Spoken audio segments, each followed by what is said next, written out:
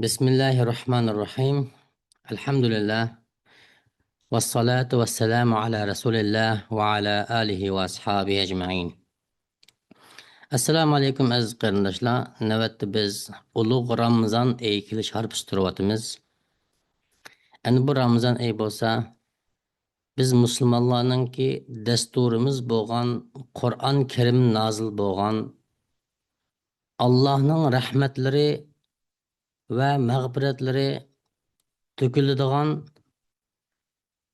savoblarga haslab ajr beriladigan, gunohlar mag'firat qilinadigan, jannatning ishlari ochiladigan, do'zaxning ishlari taqiladigan, shaytonlar bog'lanadigan, ya'ni kishanlanadigan bir fazilatlik yaxshi oydir. Shu munosabat bilan biz shu Ramazon oyining fazilatini texmi yaxshi tunish, unutilgan bo'lsak eslash maqsadida bu darsni o'rlashtirdik. Alloh hammamizga bu darsimizni manfaatlik, niyatlarimizni xolis qilib bersin. Endi bugungi darsimizningki asosli so'zlangan muhim nuqtalar: birinchi, Ramazonga iymon, ishonch bilan qadam qo'yish. Ikkinchidan, islomda ro'zaning o'rni va Ramazonning ma'nosi, ya'ni so'z ma'nosi va shar'iy ma'nosi. Ramazonning qanday fazilatlari bor? Ya'ni qanday xosiyatli oy bu? Ramazonni qanday kutib olamiz? Ramazon va yangi odam bo'lish. Ramazonda ko'p uchraydigan xatoliklar. Ramazon yangicha boshlanish, ya'ni hayotimizdagi yangi burilish nuqtasi qilish degan mushu nuqtalar to'g'risida o'rganamiz. Birinchisi, Ramazonga iymon, ishonch bilan qadam qo'yish.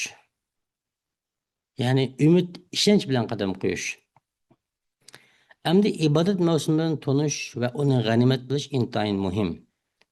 Ham shunaqla bir-birimizga eslatib turishimiz intayin muhim. Alloh taolo Qur'on Karimda bunday deydi: "Va zakkir fa inna zikra tanfa'ul mu'minin." Vaz nasihat qilgin. Vaz nasihat mu'minlar uchun foydali. Chunki Ramazon bo'lsa, bizningki axloqimizni o'zgartiradigan, yaxshilaydigan, iymonimizni ziyoda qiladigan, ruhimizni, irodamizni tavlaydigan, ruhimizni poklaydigan nihoyat yaxshi fursat. Shuning uchun biz bu fursatni yaxshi bilishimiz, undan muvofiq nihoyat unumli foydalanishimiz kerak. Endi Ramazonning fazilatini bilib qo'yish kifoya qilmaydi. Undan maqsad, bilishlik maqsad undan qanday foydalanish. Shuning uchun mushu Ramazonni o'zimizningki bir yaxshi fursat deb bilib, mushu Ramazon orqali o'zimizni bir isloh qiladigan, axloqimizni yaxshilaydigan, iymonimizni texim ziyoda qiladigan bir yaxshi maktab aylantirishimiz kerak.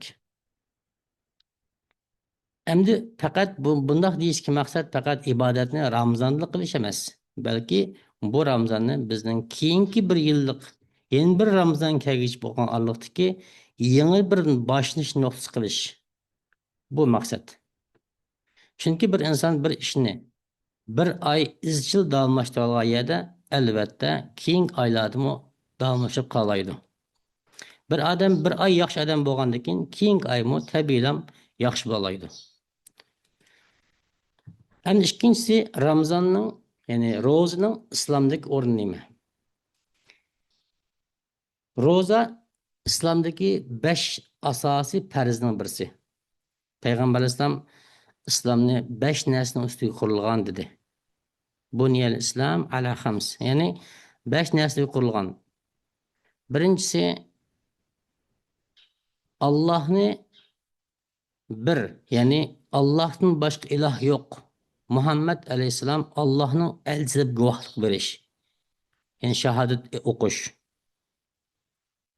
Ikkinchisi namoz. Yani 5 namoz o'qish, zakot berish, ro'za tutish, haj qilish. Yani ro'za tutish mushu 5 asosiy farzningki birisi ro'za tutish. Islomning 5 turi bo'lgan bo'lsa, birisi ro'za tutish.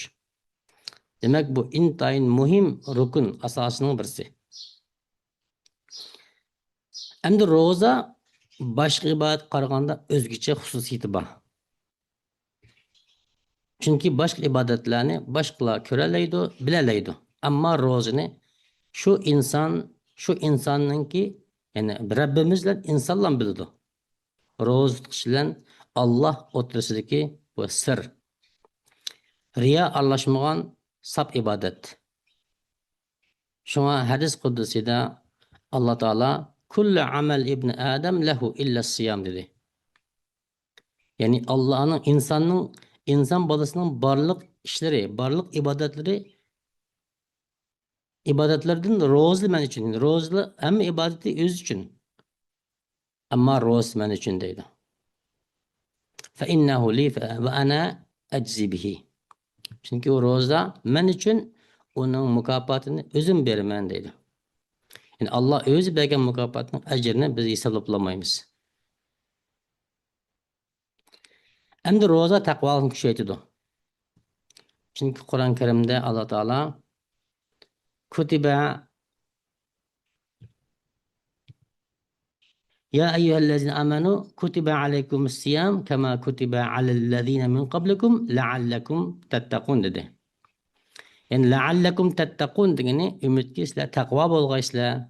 Yani ro'za tutish orqali inson Allohning har qachon har zaman ko'z turganligini inson biladi. Shuning ishinido, shuning uchun xalq ko'rsin, insonlar ko'rsin, har qanday vaqtda o'zini kontrol qiladi. Yani Allah yeme degenlikin derhal özünü toxtudu, yemeydi. Şu arqılıq özününki iradesini tavlaydı. Nefsini kontrol qılıdı. Nefsini tavlaydı. Hem de bu ro'za tutish faqat yemek, içmek, havayı havaslardan chekinib qo'yish emas. U bo'lsa iymonimizni mustahkamlaydigan, nafsimizni poklaydigan va taqvolikni amalga oshiradigan mukammal bir ibodat. Üçüncüsü Ramazan sözünün söz ve lügattaki yani şer'i manisi. Endi Ramazan sözünün manisi bu Ramazan degan gap Arabcha gap. Yani Ramad degan gapdan chiqqan gap. Issiq degan ma'ni bildirdi. Qiziq, qaynoq degan gap. Harorat degandek. Bu endi İslam kalendardaki 12 ayının birisi. Yani 9. ay. İslam kalendar 12 ay isimleri var. Muharrem, Sefer, Rabi'ul Evvel, Rabi'ul Thani, Cemadil Evvel, Cemadil Thani, Recep, Şaban deb. Yani 9'uncusu Ramazan, 10'uncusu Şevval. Ondan Zulqa'da, Zulhicce. Yani 12 ay. Demek 10. ayının ismi yani İslam kalendarı 9. ayının ismi Ramazan ayı. Allah Teala bizga Ramazan şu ayda ro'za tutishni bizga buyurgan. Hem shundoqla bu ayda Qur'on Karim nozil bo'lgan ay. Allah Teala Qur'on Karimda Shahr Ramazanallazi unzila fihil Qur'on hudan linnas. Yani Baqara surasining 185-oyatida Allah mundaq deydi. Ramazan ayda Qur'on nozil bo'lishga boshladi. Qur'on insonlarga yetakchidir. Hidayet qilg'uchi va haq bilan nahaqni ayirg'uchi ro'shan oyatlardir. Sizlardan kimki Ramazan oyida hozir bo'lsa, Ramazan ro'zasini tutsin. Yani bu ilahiy buyruq. Allohninki Qur'on Karimda bevosita Qur'on orqali bizga buyurgan buyruqi. Payg'ambar alayhisalom deydi: "Men sama Ramazan imanan va ihtisaban, g'ufira lahu ma taqaddam min zambihi." Kimki Ramazanda Allah'ın buyruğuna işinip, boysunup, Allah'ın savabını ümid qilib ro'za tutsa, uning ilgari gunohlari kechirildi. Buni Buxoriy, Muslim rivoyat qilgan hadis. Ya'ni Ramazon bo'lsa, biz musulmonlar uchun gunohlarimizni poklaydigan fursat oy.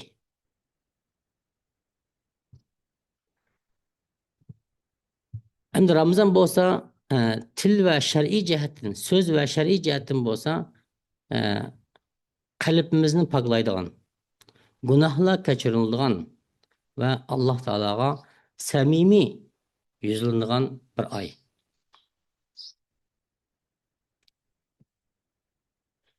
Endi Ramazon oyining fazilati. Birinchisi, Ramazon Qur'on Karim nozil bo'lgan oy. Shuning uchun Ramazon oyi Qur'on oyi deb atildi.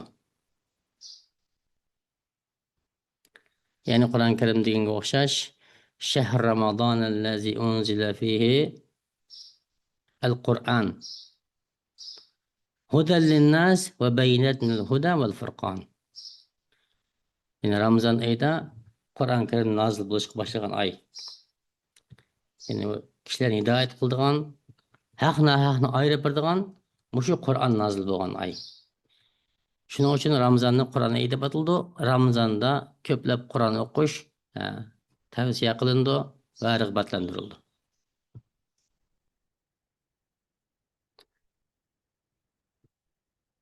Endi Ramazon oyi bo'lsa, jannatning ishlari ochilib, do'zaxning ishlari taqildigan oy. Payg'ambarimiz degan o'xshash, "Iza jaa Ramazon futtihat abwabul jannah va ghulliqat abwabun nar va suffidat ash-shayatin." Ramazon kelganda jannatning darvozalari ochiladi. Do'zaxning darvozasi taqiladi. Shaytonlar bog'landi. Endi bu Ramazon yana Qadr kechasi bilan ulug'langan oy. Qadr kechasi mushu Ramazon oyining ma'lum bir kuni. Bu oyda qilgan ibodat 1000 oydan ortiq. Qur'on Karimda Alloh taolo Laylatul Qadr xayrum min alfi shahr dedi. Ya'ni Qadr surasininki 3-oyatida, ya'ni Shabi Qadr, Qadr kechasi bo'lsa, sharaf va fazilat jihatda 1000 oydan ortiq. 1000 oy degan gap 83 yil degan gap. Taxminan 83 yil. Bir insonning 83 yil ibodat qila olishi intayin mushkil ish bu. Yani bir inson mushu bir kech orqali, mushu bir kunda ibodat orqali 83 yillik ibodatning savobiga erisha oladi. Bu nima degan katta fursat, nima degan ulug' kun.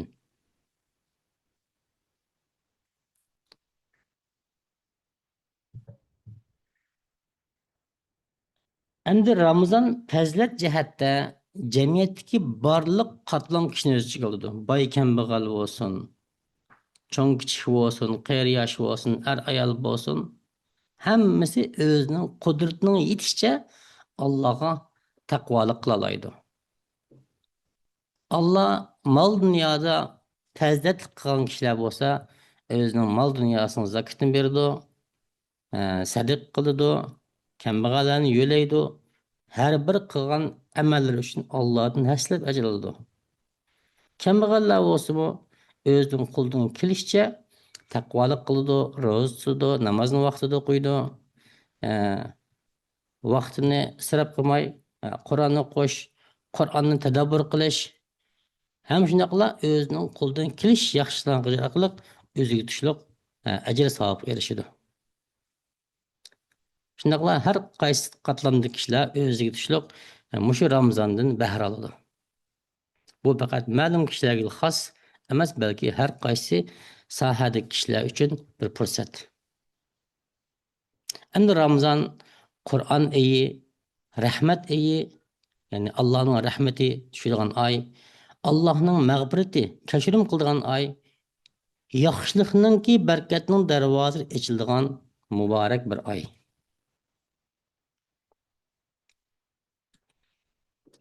Ondaq bo'lsa Ramazon mushundaq ulug', muborak, katta oy ekan, buni qandoq kutib olamiz? Birinchidan, Ramazonga samimiy, rost tavba bilan qadam qo'yish. Bu intayin muhim. Ya'ni samimiy tavba degan qanday bo'ladi? Ya'ni iroda qilish, ya'ni bu ishni o'zining bilib qilgan gunohlari bo'lsa, darhol to'xtatish, qat'iy qilmaslikqa e, niyat qilish va iroda qilish, belni ching bog'lash, taqvodalik uchun kuchash va shundaqla qalbni poklash, mushundaq aqliq o'zimiz Ramazonga tavba bilan qadam qo'yishimiz kerak. Allah Teala Kur'an-ı Kerim'de وَتُوبُوا إِلَى اللّٰهِ جَمِيعًا اَيُّهَا الْمُؤْمِنُونَ لَعَلَّكُمْ تُفْلِحُونَ. Nur suresinin 31. ayetidir. İyi müminler, baxtga erishishinglar uchun hammanglar Allohga tavba qilinglar.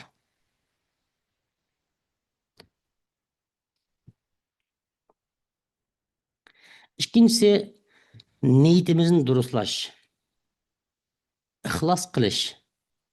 Bu niyat hamma amal intayin muhim. Har qanday amal niyatga bog'liq. Xuddi Rasululloh degan o'xshash, innamal a'malu binniyat. Har qanday amallar niyatga bog'liq bo'ladi. Biz niyatimizda Allohni ko'zlagan bo'lsak, Allohning roziligini ko'zlagan bo'lsak, Alloh shuniga ajrni beradi. U dunyolig'im bo'ladi, bu dunyolig'im bo'ladi. Ammo niyatimizda bu dunyoni ko'zlayapmiz. Allohning roziligini ko'zlamagan bo'lsa, balki mush dunyolig'im bo'ladi, u dunyolig'dan quruq qoldigan gap. Şuna her zaman her vaqt niyetlerimizni Allohga xolis qilish, ixlos qilish intayin muhim.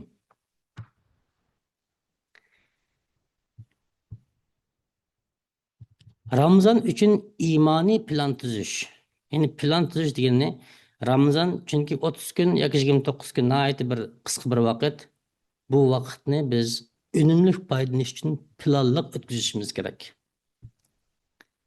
Ramazan kirishdan burun plan tuzishimiz eng qisqa vaqtda eng ko'p foyda oladigan, ya'ni eng ko'p savob bo'lgan ishlarni oldin qilish orqali o'zimiz Ramazondan to'liq foydalanishga kuchishimiz kerak. Ya'ni plan tuzish, har bir kunning vaqtimizni plan tuzish. Ya'ni hech bo'lmaganda Ramazonni Qur'on Karimni tamomlayman, tarjimasini o'qiyman yoki falan darsni o'qiyman yoki deganda kunlik vaqtni bilib andaq planliq qilib olgan vaqtimizda ish unumi yuqori bo'ladi, maqsadimizga tez yetamiz.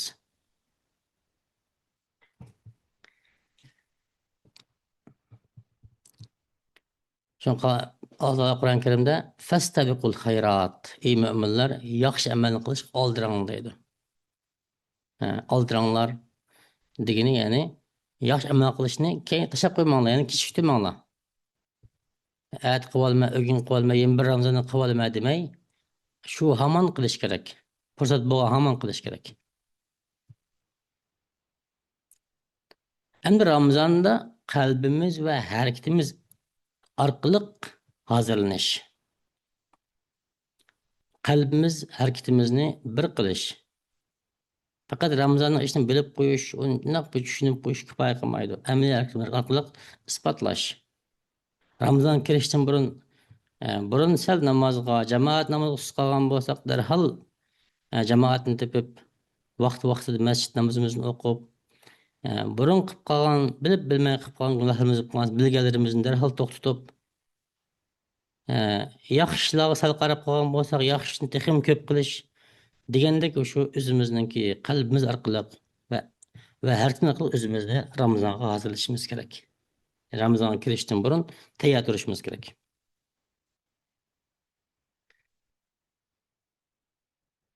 Endi Ramazonda muhim ibodatlarni avval qilish kerak. Chunki kunlik 5 namozimiz intayin muhim, farz namoz. Biz arzimas bir ishlar uchun farzni kechiktirish va yoki muhim ishlarni tashlab qo'yib, muhim bo'lmagan ishlarga eslab olish. Bu o'zimizningki vaqtimizni isrof qiladigan, yana birisiga fazilatli yaxshi vaqtlarni o'tkazib o'tadigan ish bo'lib qoladi. Shunlashqa Ramazonda farzni, vojib amallarni eng avval qatorga tizib, shuni avval qilish, vaqtida qilish, sunnat amallarni farz amaldan keyin uni qilish, yaxshi ishlarga o'zimizni urib turish bu intayin muhim.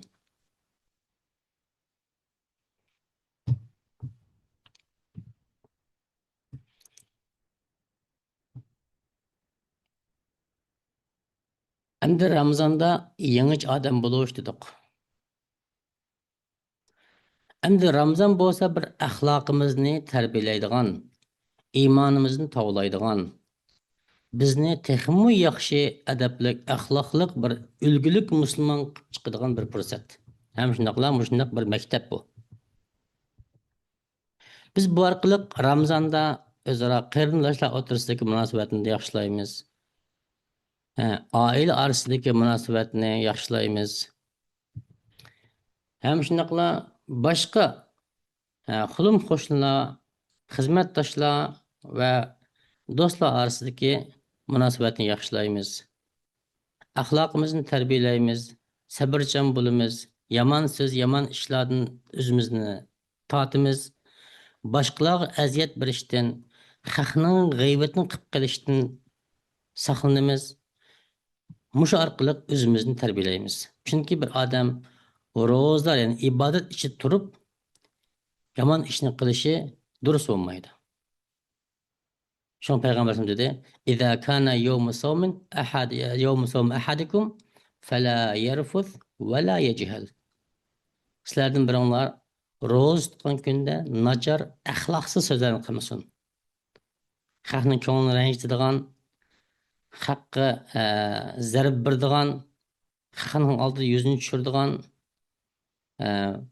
va yoki xalqningki obro'ga ta'sir qiladigan mushundaq ishlardan yiroq tursin va qiliqsiz, axloqsiz ishlardan yiroq tursin dedi.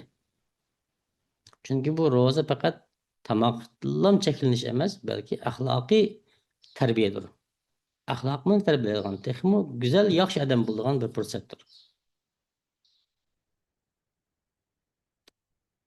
Oldin qoidasi degan o'xshash bir kishiningki bu ro'z turib yolg'on gaplardan qilishi, yomon gaplarni qilishiga, ya'ni Allohning bir kun osh yurishiga Allohning hojati yo'q dedi.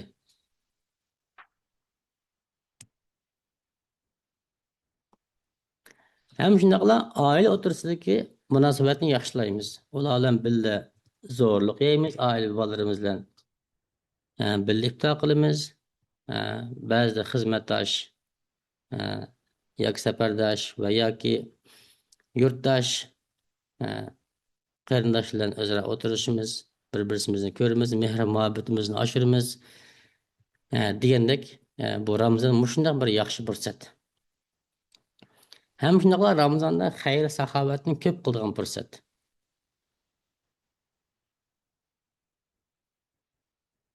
Allah Taala Qur'on Karimni sura Inson surasining 8-oyatida va yut'imuna at-ta'ama ala hubbihi miskinan va yatiman va asira.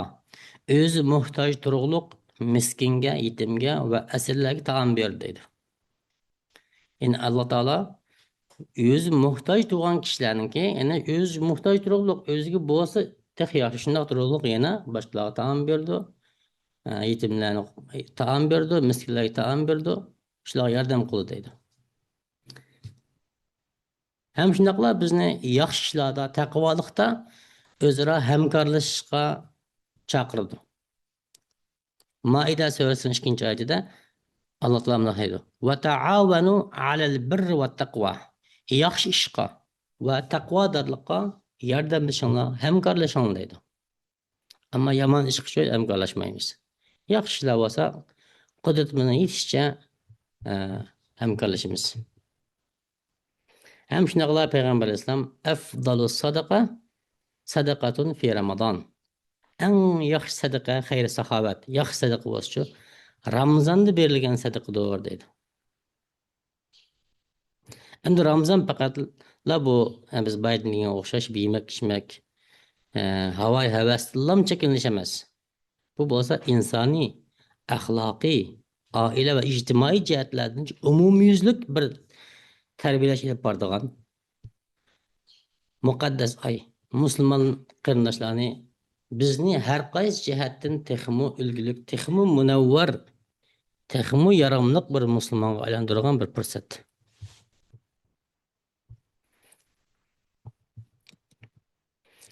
Endi Ramazonda ko'p uchraydigan bir xatolar bor. Ya'ni Ramazonda mush yemak ichmak bilan atib qo'yib amni axloq jihatdan o'zgarmaslik. Ro'zada haqqa zahardek yolg'on gapni ranjidan gapni qiladi. Ro'zada g'aybat qiladi. Ro'zada haqqa azob berdi. Yoki haqqa sad gaplarni tillaydi degandek. Demak bu kishining tutgan ro'z shu Allohning ehtiyoji yo'q. Payg'ambar degan o'xshash kimki yolg'on tark etmasa Allah o kişinin bir gün aşı yürüyüşüge ihtiyaç yok. Bizden emniyet Allah bizden hiç kanık ibadetine ihtiyaç yok. Hem ibadet şu özümüzden ki menfaat için. Yani biz Allah Teala irade kılan reviş boyunca yaşasak, şu boyunca ötken bolsak Allah'ın ki ecir mükafatına erişmez. Eksçi olsa eksçe onun ki cezası tatlıdan gibi. Hem bu Ramazan'daki ibadet ruhini kayırıp koyup xuddi bir odatga o'rib aylantirib qo'yish. Yani Ramazon keldi tomoq yemaydiganmiz, bir oy yashab yuradigan şeyimiz degandek uniki ruhini yo'qotib qo'yish. Undagi axloqiy, tarbiyaviy, ruhiy jihatdagi qimmatni yo'qotib, xuddi bir normal bir ishtahlam muomala qilish. Bu intayin xatarli ishning birisi. Yani çünkü bizning bu dunyo yashashimizga maqsad nima? Allohga ibodat qilish. Xuddi Qur'oni Karimda Allah Taala degan o'xshash وَمَا خَلَقْتُ الْجِنَّ وَالْإِنْسِ إِلَّا لِيَعْبُدُونَ Zariyat surasida jinlarni va insonlarni faqat menga ibodat qilish uchun yaratdim dedi Alloh taolo. Ya'ni bizning yashashlik maqsadimiz Allohga ibodat qilish, Allohga bo'ysunish. Shunday bo'lgan vaqtida biz o'zimizniki dunyo oxiratlik o'tiq erisha olamiz. Endi Ramazon oyida vaqtni isrof qilib o'tish, fazilat ishlar vaqtlardan mahrum qilish. Bu intayin cho'ng yo'qotish inson uchun, bir musulmon uchun intayin cho'ng yo'qotish. Ramazonda bu ibodatninki shunday yaxshi paytlarda arzimas ishlar uchun telefonga qarab, Facebook, tordagi arzimas bir videolarni ko'rib, vaqtni isrof qilib shuningga o'tkazib o'tish. Intayin afsuslanarli ishning birisi bu. Bu to'g'ri Alloh taolo Qur'oni Karimda val asr innal insana lafi xusr dedi. Oxirgi oyat, ya'ni sura Asrdanki birinchi kunchi oyatlarda iymon aytgan, ya'ni zamon bilan qasam qildi. Alloh val asr, Alloh zamon bilan qasamki dedi Alloh taolo. Iymon aytgan, yaxshi amallarni qilgan, bir-biriga haqni tavsiya qilgan va bir-biriga sabrni tavsiya qilishgan mushu kishilardan boshqa hamma odam cho'qim ziyonda dedi. Ziyon ichida dedi. Yani iymon etgan, yaxshi amalni qilgan va shu haqni bir-biriga tavsiya qilishgan va shu haqda sabr qilishni tavsiya qilishgan. Mushundaq kishilardan boshqa hamma odam ziyon ichida. Shu vaqtni sarf qilish intayin cho'ng yo'qotishning birisi. Payg'ambar alayhisalom ni'matan maghbun fihima kathir minan nas as-sihha wal faragh dedi. Buxoriy hadisida ikki ne'mat borki, ko'p kishilar unda ziyon tortadi. Birinchi sog'lomlik, ikkinchisi bo'sh vaqt. Shuningdek biz Ramazondagi vaqtimizni aytdi, g'animat bilishimiz, undan yaxshi foydalanishimiz, qattiq isrof qilmasligimiz, shuni tirishishimiz kerak. Chunki Ramazon bu faqat osh qilish, usuz qilish emas. Bu bir axloqiy tarbiya, axloqiy maktab. axloqiy jihatdan to'liq o'zgardigan, o'zimizni bir isloh qildigan, vaqtni qadrlashni o'rgandigan, alloh taologa yaqinlashtiradigan ishlar bilan mashg'ul bo'ladigan bir e, fursat edir. Shunlashqa mushu xatolardan saqlanishimiz kerak. Birinchisi, ya'ni Ramazonni yemek içmek ve mushu havo havasidan cheklanib qoldiganlar ishida bunday o'ylab qolsa olmaydi. Axloqimizni isloh qiladigan, ya'ni ruhimizni tavlaydigan, ruhimizni poklaydigan va vaqtni unumli foydalanadigan fursat bu asli.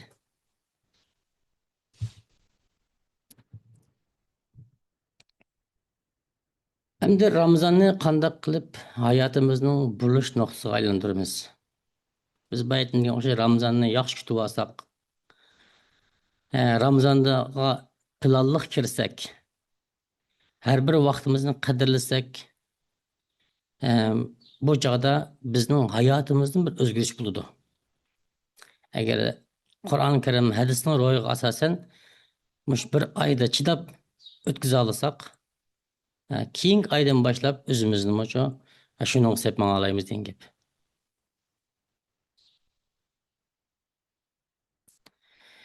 Bu biz Ramazon biz uchun bir burilish nuqtasi bo'lishi kerak. Bu faqat vaqtlik ibodat qildigan, mush bir oyning ichida ibodat qilib Ramazon chiqqandan keyin burunqi oltimizga qaytib kelsak, bu to'g'ri bo'lmaydi. Demak, bu bizniki vaqtlik bir ibodat qilib oldigan, bundan keyin 25 yilgacha saqlab turgan ish yo'q. Yani mushu bizniki keyingi hayotimizning boshlanish nuqtasi bo'lishi kerak. Biz Alloh taolo bilan bo'lgan ahdimizni yanglishimiz kerak bu oyda. Men burun bilmabman, xato qilib qoptiman yoki bilib bilmay qilib qoptiman. Endi o'zgartaman, yaxshi odam bo'laman, texim yaxshi musulmon bo'laman deb Allohga o'zimizniki ahdimizni qo'yishimiz kerak. Yanglishimiz kerak.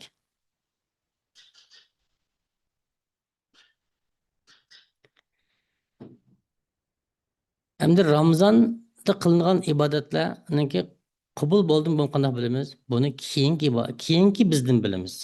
Ramazondan keyin qanday bo'ldik? Ramazon bir oy yemay, ichmay ibodat qildik, kecha kunduz namoz o'qidik, ro'za tutdik, Qur'on o'qidik, tadabbur, tafakkur qildik Qur'onninki ma'nosi to'g'risida. Yaxshilikni qildik. Ramazondan keyin boshqa yana burunqi holtimizga qaytib ketmay, yana shuni davomlashtirgan bo'lsak, demak, bizga ta'sir qilgan bo'ladi. Ammo burunqi holtimizga qaytib ketsak-chi, bundan biz ziyon etgan bo'lamiz-da o'sha yerda. Chunki biz o'zimizni o'zgartmasak, Alloh bizni o'zgartib qo'ymaydi. Xudo Qur'on Karim degan o'xshash. Innalloha la yughayyir ma biqawmin hatta yughayyir ma bi anfusihim. Biz o'zimizni o'zgartmasak, Alloh bizni o'zgartib qo'ymaydi. Endi qanday kishilardan amal qabul qilindi? Birinchisi niyat, intayin muhim. Innamal a'mal bin niyat degan hadisga asosan har qanday amallar niyatga bog'liq. İkincisi taqvolik. Yani taqvo bo'lganda, niyat durust bo'lgan taqvo bo'ldi. Yani taqvo kishilarning amalini Alloh qabul qiladi.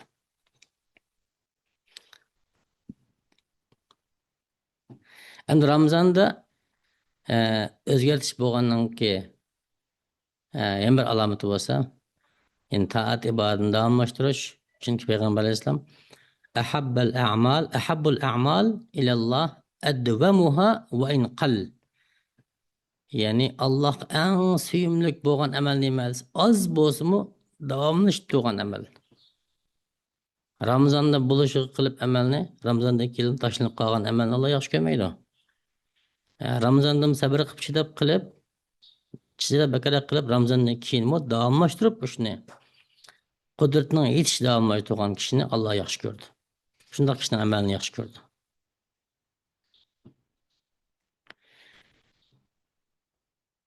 Endi Ramazan bo'lsa odamning o'zini o'zgartib, yaxshi hayotga yuzlanishi, yaxshi bir musulmon bo'lishi, o'lgulik bir musulmon bo'lishi bir fursat. Uning natijasi Ramazondan keyingi shu kishining axloq, toat, ibodatda qandoq o'zgarganligi ko'rildi. Endi oxirida xulosa va tavsiya sifatida endi Ramazon hammamizga ma'lum bo'lgandek Alloh tarafidan bergan bizga ne'mat, katta hadiya atoq. Endi Ramazon Qur'on nozil bo'lgan musulmonlarning dasturi, mo'jiza, qiyomatgacha mo'jiza bo'lgan, Qur'on Karim nozil bo'lgan ulug' oy. Endi haqiqiy baxtli kishi qanaqsa, mushu Ramazondan eng yaxshi, eng unumli foydalangan kishi. Kim eng jiq foydalangan bo'lsa, shuningki baxt darajasi shu foydalanganga qarab bo'ladi. Ham shundaqla shu kishining Ramazondan keyin qanday o'zgarganini qarab bo'ladi. Shuningga hammamizni o'zim bilan qo'shib hammamizni mushu Ramazonda vaqtni unumli foydalanib, Ramazonning xosiyatidan yaxshi foydalanib, Allah bilan bo'lgan ahdimizni yanglashga samimiy chaqiriq qilaman. Chunki bu fursat doim keladi deb demaymiz, hech kim demaymiz. Chunki bizning hayotimiz hech kim kepilemez. Allohning qo'lida. Yeni bir Ramazongacha kim bor, kim yo'q, Allohning boshqa hech kim bilmaydi. Hech kim o'zininki 1 minut, 1 sekundlik hayotiga kepillik qilolmaydi. Shunga har zaman tavbani darhol qilish, bir yaxshini o'ylagan hamon qilish. Onun kişide ayet kılamen, namaz ayet okuyalam, ayet başlayalım ya keyin kılamen, kayraganı kılamen deyen gap o. Yok şu. Derhal başlaş, derhal kılış, aldıraş. Çünkü kanca baldır aldır yalasak, kanca baldır kılalasak, şunca burun özümüzden kutuzgan bulumuz. Ahırda Allah Teala'dan Ramazan'ı biz için bir özümüzün ıslah kıldığan fırsat kıp barışını, hammamizni riyodan xoli, xolis niyat va yaxshi amallarga Allohni muvaffaq qilishni, Ramazondan keyin mutaat ibodat va yaxshiliklarimizni davomlashtirishimizga nasib qilishni Allohdan tilaymiz. Va sallallohu ala sayyidina Muhammad va ala alihi va ashabihi ajma'in. Vassalamu alaykum va rahmatullohi va barakatuh.